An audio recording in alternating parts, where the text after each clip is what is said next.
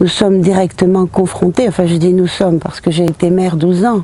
et que je connais parfaitement ce problème de l'insécurité qui déjà il y a 12 ans et déjà même il y a plusieurs années se posait d'une façon je dirais presque cruelle pour la population et donc pour les maires puisque nous sommes censés défendre les habitants de nos villes et de notre pays en règle générale.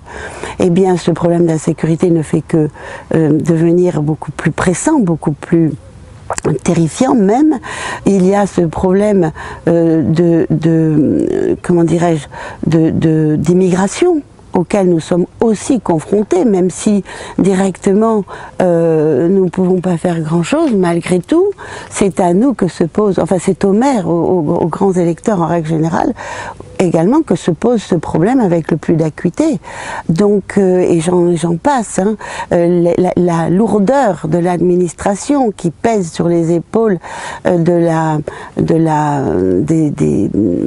élus, cette réglementation, hyper-réglementation qui fait que quand vous avez un projet, il faut compter 1 an et demi, 2 ans avant de pouvoir le sortir véritablement. Donc, il y a ce poids constant dans tous les domaines qui pèse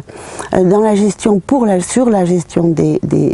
grands électeurs, des maires en particulier, et il s'agit aujourd'hui d'apporter ces réponses.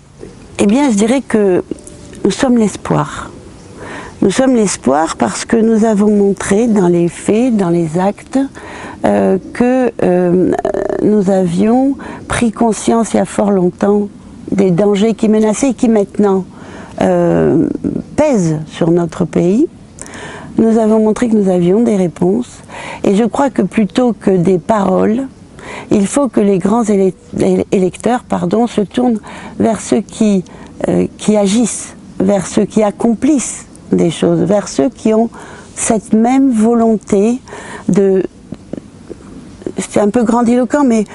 de sauver en quelque sorte notre pays qui est non plus au bord du gouffre, mais qui est au fond du gouffre.